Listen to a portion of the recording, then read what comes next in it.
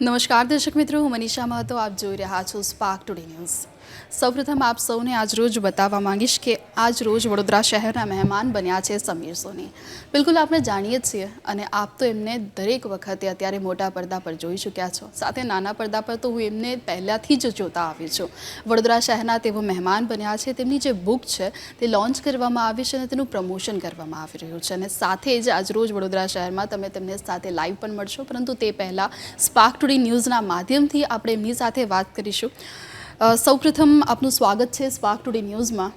जैसे कि मैंने बताया कि आप आज हमारे बड़ौदा के मेहमान बने हैं और आपकी जो बुक है माय एक्सपीरियंस विद साइलेंस, वो बुक लॉन्च जो हुई है उसका प्रमोशन आप करना चाहेंगे. बुक पे तो हम बाद में जाते हैं.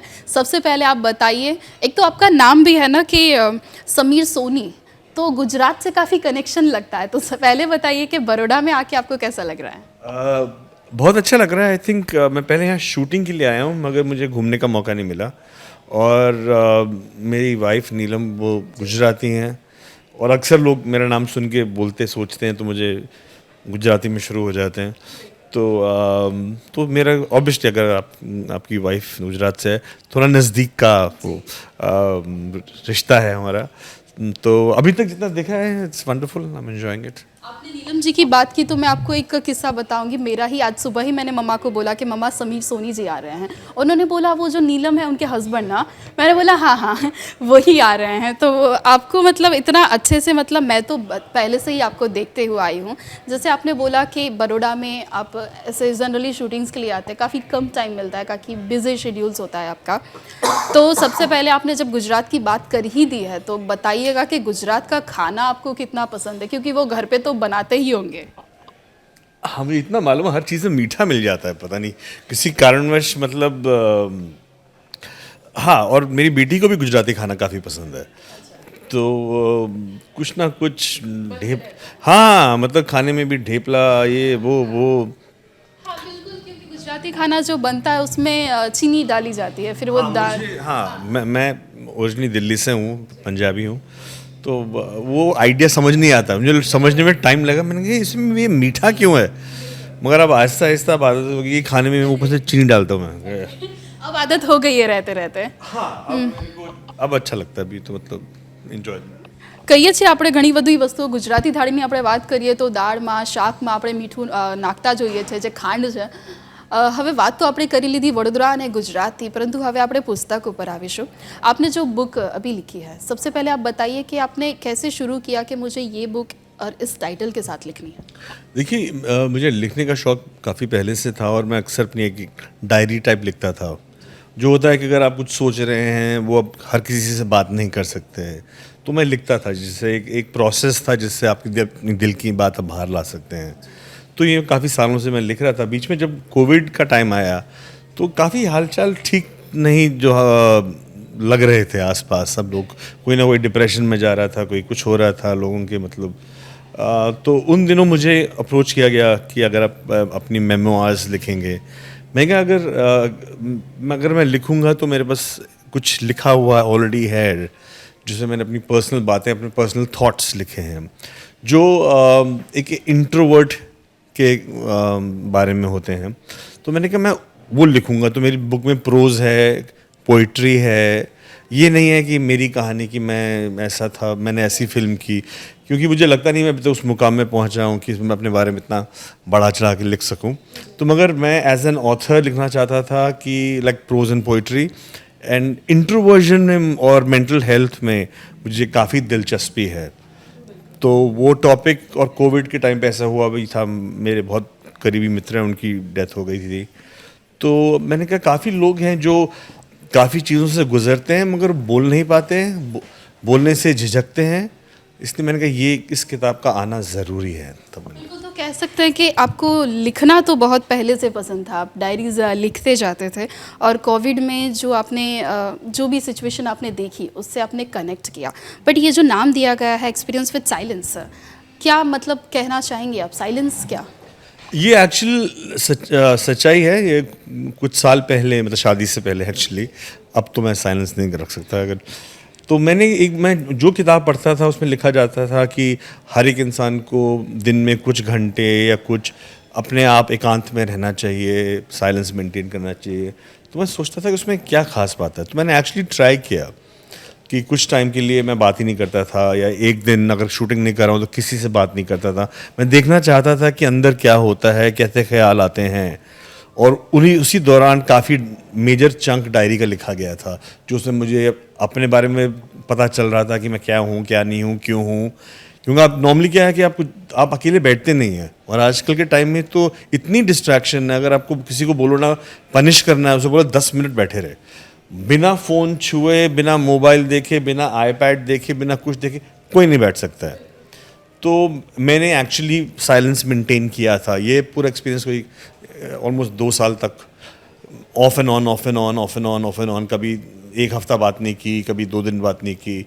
तो उस दौरान जो भी मेरे को थॉट्स आए थे वो लिखे थे, इसलिए बुक का नाम यही था कि मैं एक्सपेरिमेंट विद साइलेंस क्या मैंने सीखा।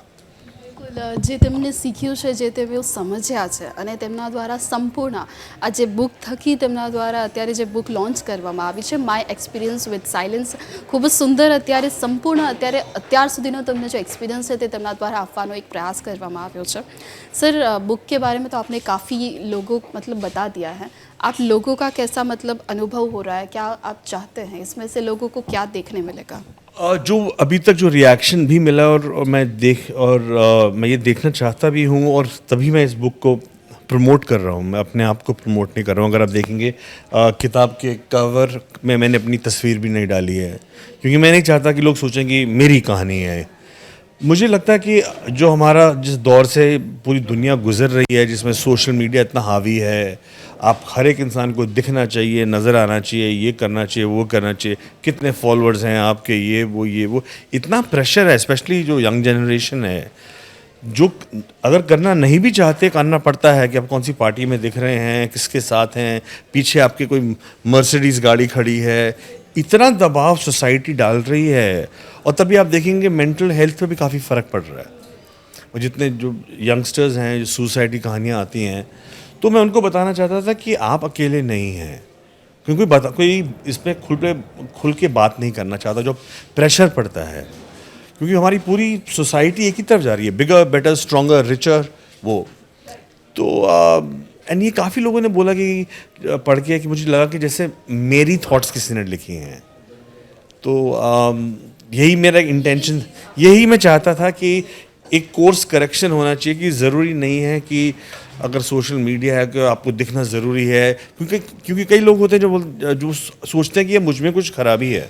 अगर मैं सबकी तरह नहीं हूँ, वैसा दिखता नहीं हूँ, वो जो भी फिगर जैसा है, क्योंकि सब लगे हैं करने में, या डांस करने में, ये करने में, तो कई लोग सोचते हैं यार मैं ये सब नहीं कर सकता, तो मुझ में कुछ कमी है। तो मैं बताना चाहता हूँ कि आप अकेले नहीं हैं।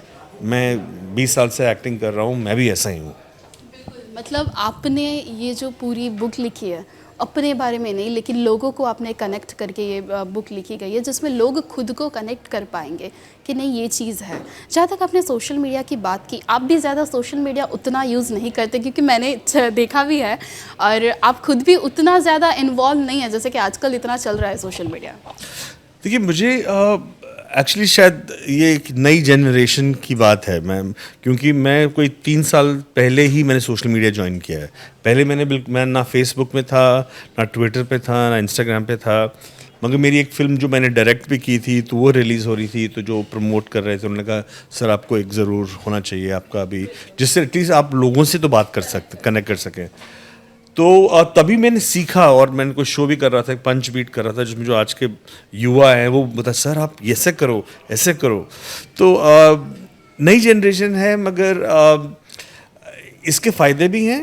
क्योंकि अगर सोशल मीडिया नहीं होता, इंटरनेट नहीं होता, तो कोविड के टाइम में हम लोग कैसे एक दूसरे से टच में रहते, तो मुश्किल है सोचना। मगर वो कुछ ज़्यादा भी हो रहा है मेरे हिसाब से। मेरे को डर है जिसमें कुछ लोग पीछे रह जाएंगे, जिसका इफ़ेक्ट हो जाएगा। तो हाँ, मुझे कुछ ज़्यादा मैं एक्टिंग करता हूँ, मुझे एक्टिंग का बहुत शौक़ है।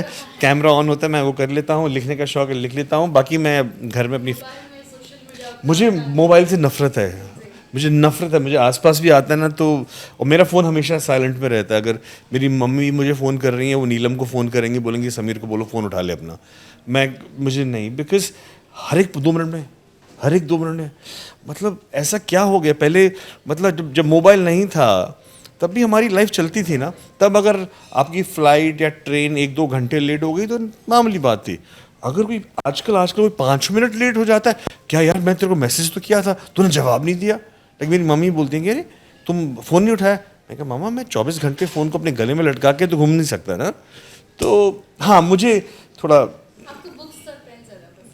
हाँ मतलब थोड़ी पेस लाइफ की थोड़ी, जितनी डिस्ट्रैक्ट जितनी आप लाइफ सिंपल रखेंगे उतने खुश रहेंगे। नहीं तो अगर हर सोच रहेंगे अच्छा उसकी उसके इतने लाइक्स आए हैं, इसके ये लाइक आए हैं, अरे बाप रे। जनरेशन में ये ज़्यादा देखने को मिल रहा है।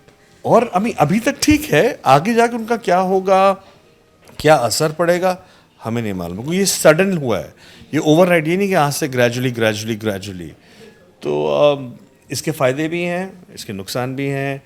जो लोग इस पे अपने आप को अडेप्ट नहीं कर पाते, एडजस्ट नहीं कर पाते, वो कहीं सोचते हैं वो पीछे रह गए हैं या उनमें कुछ खराबी है।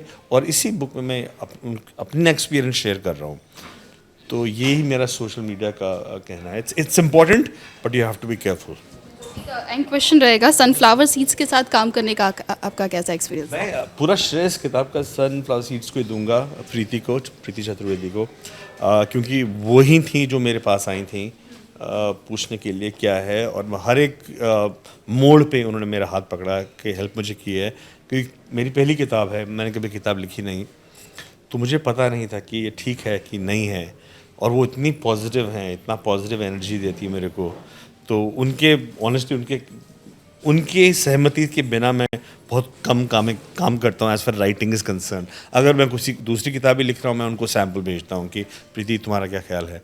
तो sunflower seed has been a great support for me, and अगर वो नहीं होती तो शायद ये किताब नहीं होती।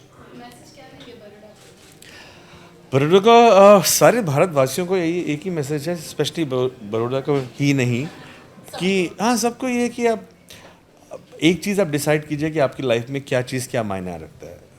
भेड़ चाल में मत जाइए कि क्योंकि ये कर रहा है तो मुझे भी करना है। आप खुद सोचिए कि आपको क्या पसंद है, आपको किस चीज़ से खुशी मिलती है। ज़रूरी नहीं जिस चीज़ से दूसरे को खुशी मिलती है वो आपको भी मिले। और अपने आप में कंफर्टेबल होने की कोशिश कीजिए, क्योंकि ये हम जिस दौर से गुजर रहे हैं जिसमें सब लोग सबको जज कर रहे हैं, उसमें कोई पीछे रह जा सकता है। और ऑल्सो जितने माँ बाप हैं, अपने बच्चों की तरफ ज़्यादा प्रेशर मत डालिए। अगर आपको लगता है बच्चा अकेले में बहुत टाइम स्पेंड कर रहा है, कुछ है, उससे बात कीजिए, क्योंकि आजकल प्रेशर्स इतने सारे हैं और डिफरेंट डायरेक्शंस हैं। पढ़ाई का प्रेशर है, अब तो सोशल मीडिया का प्रेशर है। तो प्लीज़ अपना ख्याल रखिए और लाइफ को सिंपल रखिए। सक्सेस से कहीं ज़्यादा इम्पॉर्टेंट है हैप्पीनेस। अगर आप खुश नहीं हैं तो आप बड़े से बड़े स्टार हों, बड़े से बड़े उद्योगपति हों, उसका कुछ फ़ायदा नहीं है। अगर आप खुश नहीं हैं तो प्लीज़ उसको याद रखें। બિલકુલ ખૂબ ધન્યવાદ આપનો અમારી સાથે જોડાવા માટે. અને જેમ કે તેમના દ્વારા ખૂબ જ સુંદર મેસેજ આપવામાં આવ્યો છે કે સફળતાથી પણ વધુ અત્યારે કોઈ મહત્ત્વની બાબત હોય તો તે આપણી ખુશી છે. આજકાલ સોશિયલ મીડિયાનો જે જમાનો ચાલી રહ્યો છે, આપણે સૌ પણ તેમાં જ અત્યારે છીએ. પરંતુ એ ખૂબ જ સારી બાબત એ છે કે જેટલું આપણું જીવન સામાન્ય રહેશે તેટલું જ આપણા સૌ માટે અત્યારે ખૂબ જ સારી બાબત છે. ખૂબ ખૂબ આભાર આપ સૌ દર્શકોનો પણ અમારી સાથે જોડાવા માટે. કેમેરા પર્સન ગૌતમ સોનુને સાથે Manisha Mahato, spark today news.